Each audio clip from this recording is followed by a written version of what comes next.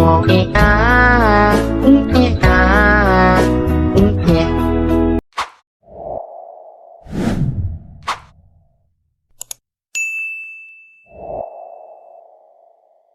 dengan ekspresi kesalnya, Mawar jawab, "Itu loh, ada yang gangguin aku. Tau gak kalian? Ada perempuan matanya besar. Dia nengokin aku pas depan muka. Mending kalau cantik ini apa mukanya hancur." Hai, assalamualaikum warahmatullahi wabarakatuh. Terima kasih sudah klik video ini. Oke, Wak, gimana kabar kalian malam ini? Semoga kalian semua sehat-sehat selalu ya. Dan untuk menemani malam Jumat kalian, seperti biasa aku datang kembali dengan membawakan satu kisah horor Wak part 208. Buat kalian yang nggak mau ketinggalan kisah horor lainnya, Wak bisa cus pergi aja ke playlist, cari KHW gitu. Ada part 1 sampai part sekarang. Insya Allah aku update terus ya. Nah, di KHW part 208 ini, Wak, aku akan bercerita tentang pengalaman horor yang dialami Wawa selama dia magang. Mulai dari gangguan di kos yang dia tempati, gangguan di tempat magang, sampai pada saat mereka pindah kos pun gangguannya masih ada. Jadi macam ditempel kali sama hantu nih. Penasaran sama kisah selengkapnya? Jadi tanpa berlama-lama kita langsung masuk aja ke ceritanya ya. Check it out.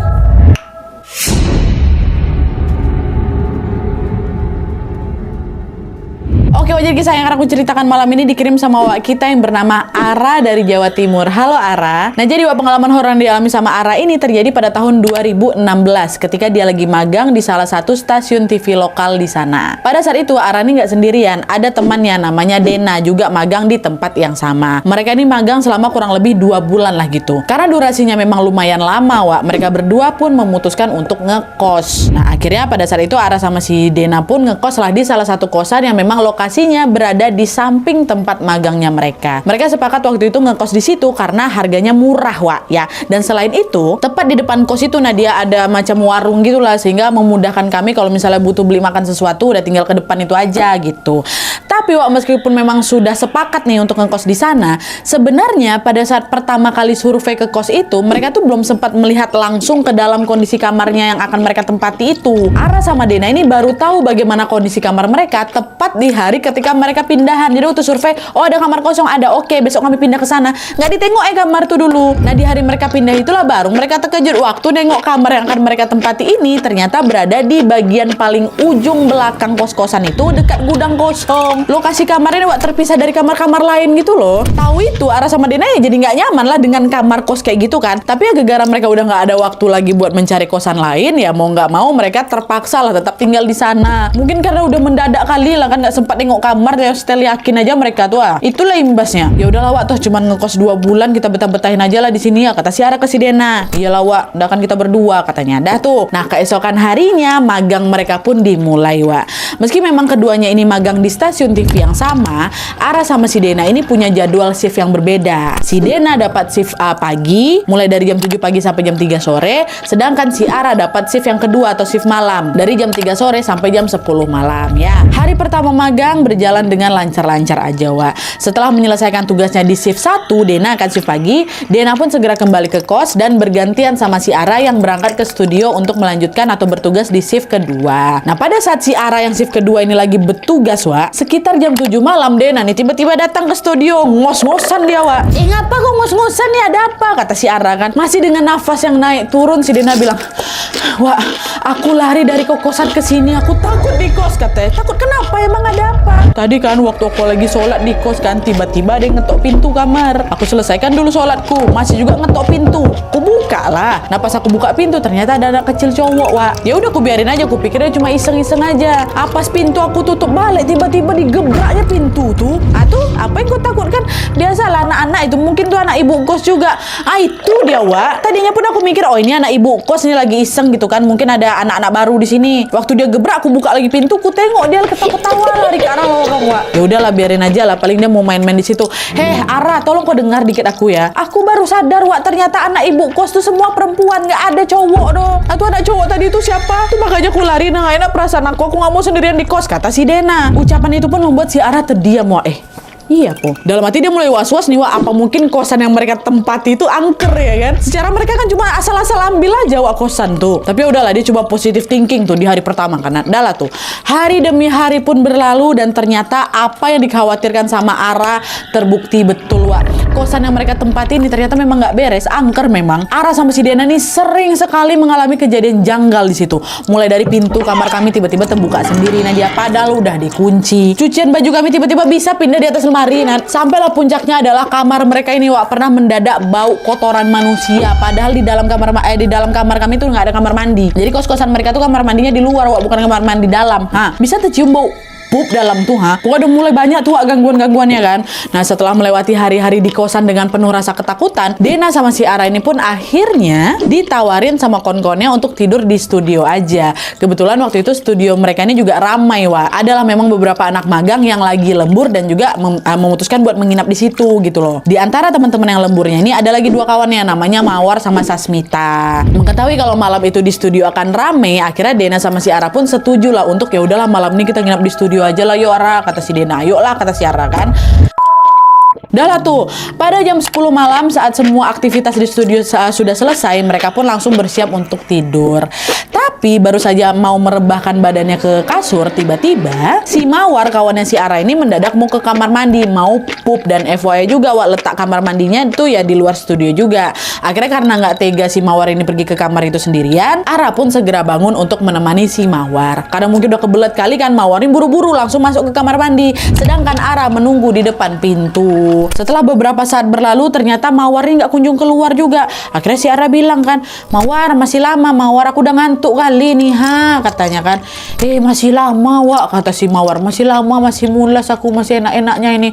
Kok duluan aja lah, kok tinggal aja aku nggak apa-apa, kata si Mawar. Betulan nggak apa-apa, ya udahlah aku duluan lah ya, kata si Ara. Iya kata si Mawar. Dah, Ara pun segera kembali ke studio, meninggalkan si Mawar dan langsung rebahan sambil ngeringkuk lah itu dalam selimut. Dah tidur lagi aku kan. Baru aja mau kupejamkan mataku nih, tiba-tiba Ara dengar Dena sama Sasmita ngunci pintu studio dari dalam. Dengar tik kayak gitu kan, Ana langsung si Ara langsung kebangun, jangan dikunci, Mawar masih di kamar mandi, kataku Nan. Nah mendengar ucapan si Ara, Dena sama siapa ini, kenapa aku tiba-tiba merinding gak enak, udah kan dikunci kan sama si Dena sama si Sasmita kan, cek jangan dikunci, si Mawar masih di luar, kata. Nah dengar Ara ngomong kayak gitu, Dena sama Sasmita heran, dia bilang, apa sih Ra? Itu loh Mawar udah tidur, kata mereka kan. Mereka berdua sama-sama ngacungin jari menunjuk ke salah satu sudut studio tempat si Mawar tuh tidur. Refleksku tengok juga lah ke arah pandangan itu kan, dan ternyata apa disampaikan sama si Dena sama Sasmita tuh betul. Aku tengok dengan jelas di situ Mawar udah tertidur, ada ngorok dia. Kan kok dia dalam selimut tuh ternampak sama aku. Apa nih? Merinding lah si Ara. Kalau ternyata Mawar udah tidur di situ, lalu siapa yang masuk ke kamar mandi tadi? Siapa yang ku temenin tadi? Padahal sejak Ara masuk ke dalam studio, dia sama sekali belum nengok Mawar balik ke kamar mandi. Orang baru masuk, aku menyadari ada yang aneh. Ara, Dena, Sasmita nge-freeze di tempat. Dena sama si Sasmita pun kayak nggak sesuatu nih. Berarti tadi kau nemenin siapa? Udah. Lebih baik sekarang kita tidur aja, udah malam, kata si Dena. Kan dah lah. Mereka bertiga pun langsunglah mengambil posisi untuk tidur. Kayak mau melupakan itulah kan. Di posisi masing-masing nih kami tidur kan berempat. Tapi sekitar 15 menit kemudian ketika mereka hampir terlelap nih tiba-tiba mereka kembali dibuat terkejut karena dengar pintu studio digedor-gedor dari luar. Dan suara gedoran itu juga diikuti dengan teriakan si Mawar marah-marah. Dia, "Woi, bukalah pintu kalian ya. Udah tahu aku masih di kamar mandi, kenapa malah kau kunci pintunya? Buka. Masa aku dikunci di luar sendirian, woi? Ara, bangunlah kau." Teriakan Mawar itu pun langsung bikin si Ara, Dena sama Sasmita langsung buka lagi matanya nih. Refleks mereka bertiga langsung menolehlah ke arah tempat si Mawar tidur tadi. Mawar kan ada di dalam awalnya kan. Dan anehnya ketika mereka melihat ke sana ternyata merinding aku. Tempatnya si Mawar tidur tuh udah kosong, nggak ada orang sama sekali. Jadi di dalam studio itu cuma mereka bertiga, Mawar, Ara sama Sasmita. Ara, Dena sama Sasmita. Buru-buru lah mereka langsung buka pintu studio tuh kan. Masuk kok kata. Mawar masih emosi nih. 3 kali kalian ngunci aku dari luar. Untung kalian bangun. Kalau nggak ngapain aku di luar tuh. Bisa tidur di luar studio kok kalian buat. Ngapa sih? Bukannya tadi kau udah tidur ya? Kami tuh kunci studio karena kami bertiga nengok kau udah tidur di sini, Udah tidur apa nih? Coba aku tanya sama si orang-orang tadi aku ke kamar mandi. mandi, aku mules mau pup. Karena lama aku suruh dia balik duluan. Ya kok balik jalan aku kuncikan pula aku apa Ara, katanya. Nggak ada aku kunci kau. Tadi pun ku bilang jangan kau kunci Dena, si Mawar masih di luar. Tuh rupanya kau ada di dalam. Mungkin aku yang nggak ngeh waktu kau masuk. Ya udah makanya kami kunci dari luar, dari dalam. Nah, menyadari ada yang nggak beres, Wak, lagi-lagi mereka berempat terdiam. Terus gak lama kemudian si Ara bilang, Wak, kita ini lagi dikerjain nggak? Yaudahlah nggak usah dibahas lagi, sekarang kita tidur aja lah, aku takut, aku pengen langsung udah besok pagi aja, katanya. Udah mereka berempat pun atur posisi masing-masing mau tidur lagi.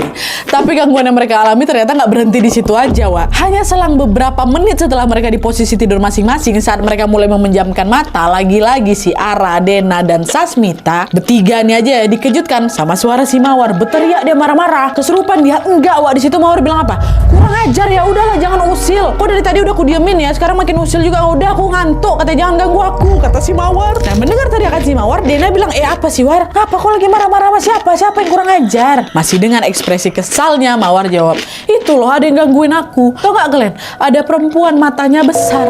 Dia nengokin aku pas depan muka. Mending kalau cantik, ini apa mukanya hancur, kata siapa? Iya, aku sumpah aku gak enak loh. Gak enak loh dari tadi, serius aja.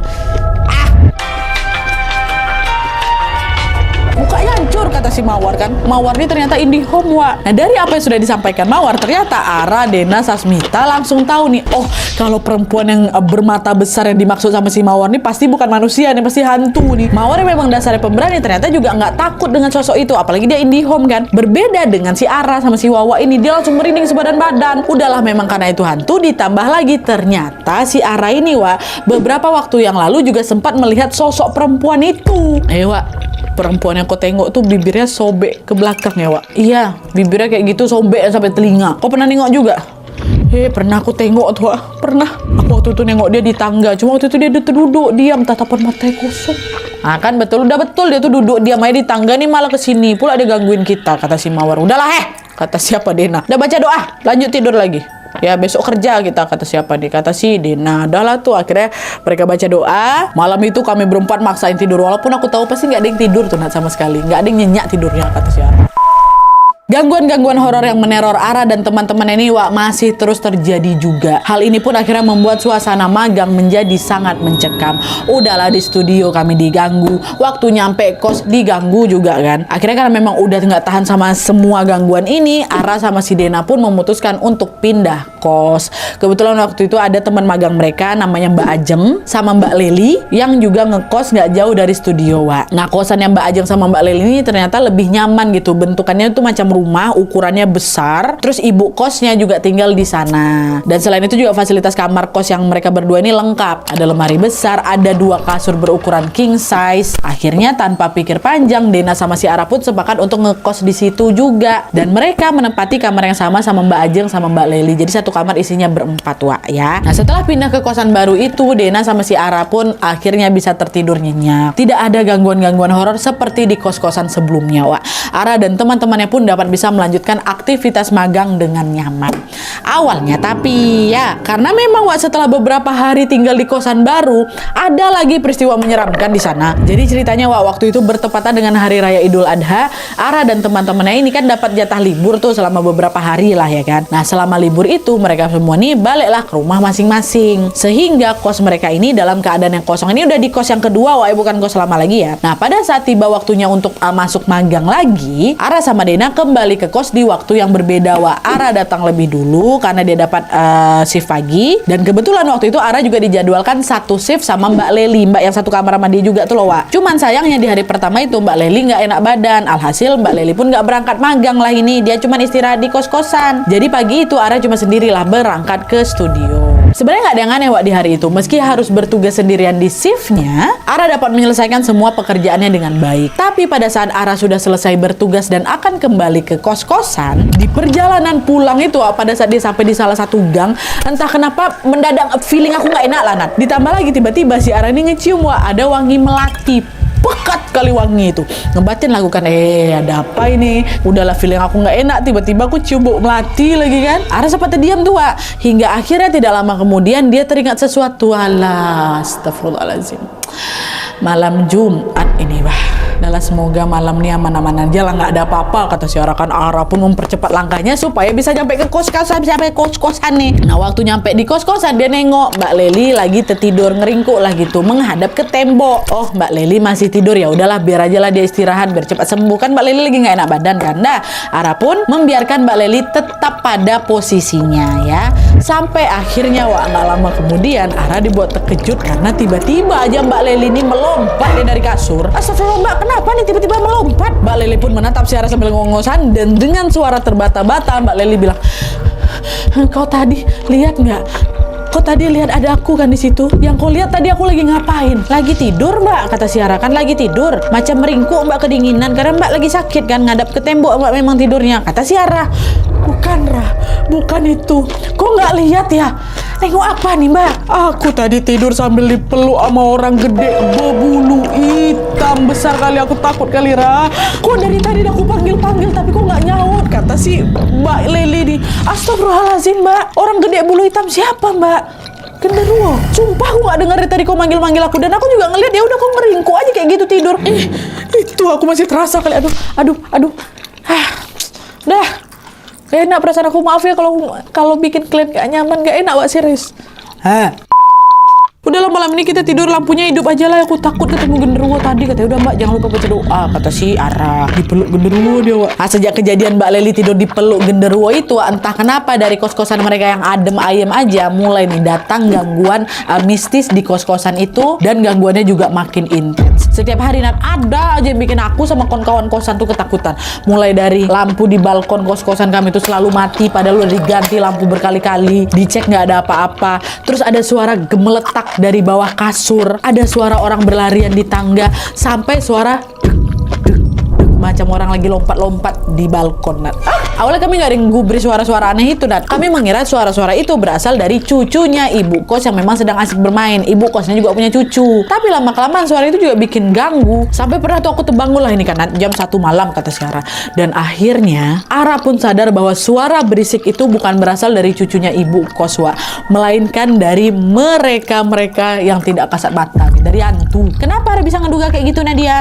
Karena jarak antara anak tangga di tangga kos-kosan mereka ini cukup tinggi. Orang dewasa aja kalau misalnya mau lewat situ harus hati-hati kali. Jadi nggak mungkin kalau cucunya ibu kos yang masih anak-anak ini bisa leluasa lari-larian di tangga itu tanpa terjatuh. Pun itu udah larut malam. Mana mungkin lah cucu ibu kos jam 1 malam belum tidur tuh dibiarin berkeliaran dekat kos-kosan tuh. Dan kalaupun suara di tangga itu memang betul suara cucunya ibu kos ya, terus suara duk macam orang lagi lompat-lompat di balkon tuh siapa? Suara gemeletak dari bawah kasur kami ini siapa? Gak mungkin cucu ibu kos bisa tiba-tiba masuk dalam kolong kasur kami kan, Wak, katanya. Wah, fix sudah gak betul di kos-kosan nih. Semua gangguan yang mereka alami di kos-kosan ini pun makin menjadi-jadi, Wak. Puncaknya adalah ketika pada suatu malam Dena, kawannya si Ara ini, melihat ada sepasang mata merah menyala dari balik horden kamar mereka. Apa gak ketakutan si Dena nengok itu, Wak? Dan mungkin karena udah gak tahan kali nih kan, Wak, nahan ini semua, Mbak Leli tiba-tiba buka suara. Dia menceritakan semua kejadian menyeramkan yang dia alami ini ke orang tuanya. Nah, ternyata bapaknya Mbak Leli ini memang cukup peka juga Wak sama hal-hal gaib. Gak lama setelah mendapatkan cerita dari anaknya, bapaknya Mbak Leli ini pun langsung mengirim sebuah paket ke kos-kosannya Mbak Leli yang berisi ada dua orang pula, 2 buah tasbih dan 1 kresek garam kasar gitu. Bersama dengan datangnya paket itu, bapaknya Mbak Leli pun berpesan, tasbih ini kau pakai untuk banyak-banyak berzikir ya, Dok ya. Terus garamnya kau tabur lah itu di setiap sudut kamar. Tanpa pikir panjang, Mbak Leli, Ara sama 2 teman yang lain pun langsunglah menjalankan instruksi dari bapaknya Mbak Leli, Wak. Sambil berdoa kami sebarlah itu garam-garam itu karena dia merata tuh ke setiap sudut kamar. Dan alhamdulillahnya setelah itu gangguan-gangguan di kosan itu pun mulai mereda, Wak. Akhirnya Ara sama ketiga temannya pun dapat tertidur dengan tenang dan nyaman awalnya. Tapi di sini, Wak, berbeda dengan Ara dan teman-temannya yang kembali merasa nyaman tinggal di kos-kosan itu, di saat yang sama juga mereka ini justru melihat kondisi ibu kos-kosan ini ternyata sedang tidak baik-baik saja. Dimana pada saat itu, Wak, ibu kos ini mendadak sering sakit-sakitan dan bahkan kedua matanya nih ya diperban.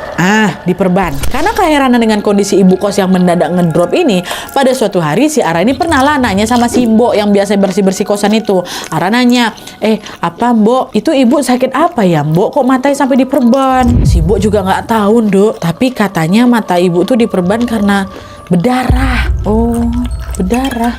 Iyalah, Bo. Nah, habis itu si Ara nggak banyak tanya lagi, Wak. Dia cuma mendoakan semoga ibu kos aku sembuh kan. Tapi bukannya makin baik, Wak. Makin hari kondisi ibu kos ini justru makin parah. Sampai pada suatu hari tanpa sengaja Ara ini nengok ibu kos sedang melakukan sesuatu yang sedikit mencurigakan. Dimana pada saat itu Wak, Ara melihat ibu kos Simbo sama seorang laki-laki yang tidak Ara kenal sedang berkumpul di halaman belakang. Ara nggak tahu apa yang mereka lakukan, tapi yang jelas pada saat itu mereka ini lagi bawa satu ekor kambing hitam, terus satu ekor kelinci warna hitam, terus seekor kelinci warna putih, jadi 2 ya kelincinya. 3 ekor binatang ini dia taruhlah ke belakang tuh. Aku perhatikan dari jauh kanan, terus tiba-tiba aku tengok laki-laki yang gak aku kenal tuh tiba-tiba digoroknya itu kambing, kelinci, yang kelinci hitam, kelinci putih, tiga-tiganya digorok. Panik aku, buat apa tuh digorok tuh? Ya macam gak wajar aja, Wak. Mereka mungkin mau menyantap sate kambing atau sate kelinci, ya mungkin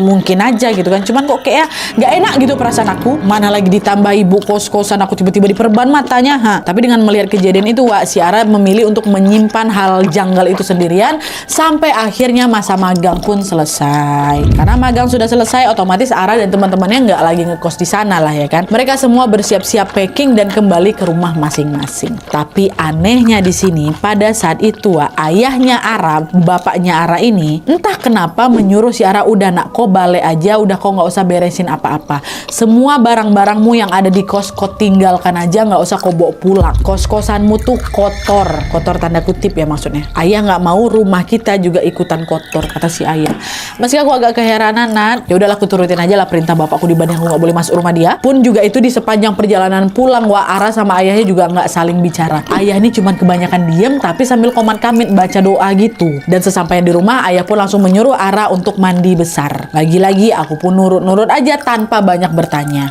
Barulah itu keesokan harinya, Wak, ketika Ara dan keluarganya sedang berkumpul bersama. Di situ bapakku menceritakan semuanya. Ini bapaknya si Ara lagi, Wak. Pertama kan bapaknya Mbak Leli, ini bapaknya Ara juga ternyata yang tahu sesuatu. Bapaknya Ara menceritakan sebuah cerita yang sangat mengejutkan dan tidak pernah diduga sama si Ara sebelumnya. Jadi si ayah nih bilang, "Dok, tempatmu ngekos kemarin sebenarnya bukan tempat yang baik. Ayah bisa lihat ibu kosanmu itu melakukan pesugihan. Kamu sama teman-temannya sering diganggu kan selama ngekos di sana? Ayah tahu kok lampu di balkon kamarmu itu selalu mati walaupun udah diganti yang baru. Iya kan? Kamu tahu nggak kenapa? Itu karena di balkon adalah sarangnya pocong, Bu. Dan suara lari-larian di tangga yang sering kamu dengar itu bukan suara cucunya ibu kos-kosan, tapi itu suara genderuwo." Apa yang diceritakan bapak aku tuh bikin aku ngelongok nah dia. Padahal aku belum sempat cerita apa-apa loh. Disitulah Ara pun langsung teringat kembali dengan rentetan kejadian janggal yang dia alamin di kos-kosan. Ya Allah ya, kok ayah bisa tahu? Pantesan kos-kosannya seram kali. Kapan hari itu juga Ara pernah nengok ya. Ibu kos tuh nyembelih kambing sama kucing. Ritual kah itu? Terus kalau gangguan di studio sama di kosan lama tuh apa ya? Ada hubungannya nggak sama yang terakhir nih? Dari gangguan kos-kosan lama, gangguan di studio sama ini ada hubungannya nggak gitu maksudnya Siara kan? Terus saya bilang gini, betul. Yang kamu lihat itu ritual, no.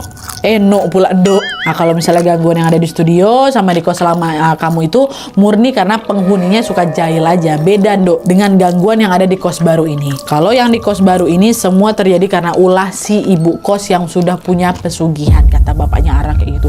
Iya Allah, untunglah sampai magang kami selesai, aku sama kawan-kawan aku selamat ya Nat ya. Dan semoga setelah ini semuanya aman dan gak ada gangguan lagi. Amin. Oke, Wak, jadi itu tadi pengalaman horor yang dialami oleh Ara selama dia magang bersama teman-temannya. Gak kebayang aku seberapa tegangnya waktu itu ya. Dari pertama ngekos aja langsung dapat kos-kosan angker. Waktu udah mau menyelamatkan diri lah gitu istilahnya di studio, dapat juga gangguan. Nah, pas akhirnya memutuskan pindah kos-kosan pun ibu kosnya pula yang ternyata kayak gitu. Memang betul, Wak, ya, di setiap tempat baru yang kita datang itu kita nggak pernah betul-betul tahu tempat itu tuh sebenarnya ada apa. Sama kayak studio aku nih, aku juga nggak tahu dulu tuh ada apa di sini. Kenapa terkadang tuh ya, aku ada di titik kayak sekarangnya, nggak enak suasananya, kaki aku tuh naik, tau kalian kalau bisa lihat kaki aku tuh naik, dingin kaki aku nih sekarang. Itulah kenapa, Wak, kita tidak boleh lengah dan harus selalu berdoa, memohon perlindungan kepada Allah Subhanahu Wa Taala. Semoga kita selalu dijauhkan dari hal-hal kayak gitu. Amin ya rabbal alamin. Kita doakan juga sama-sama semoga Ara, Dena sama teman-teman magangnya dan seluruh keluarga mereka selalu dalam perlindungan Allah Subhanahu Wa Taala juga ya. Amin ya rabbal alamin. Oke, Wak, jadi ya udah. Sekian dulu videonya. Terima kasih banyak yang sudah menonton. Kalau kalian suka video ini, klik klik like-nya, jangan lupa komen di bawah tidak ada, dan saran-saran untuk video selanjutnya. Jangan lupa nyalain notifikasinya supaya kalian tahu kalau aku upload video baru. And as always, jangan lupa untuk klik tombol subscribe supaya kalian sama-sama tahu informasi menarik dan menegangkan dari channel aku. See you next video, bye.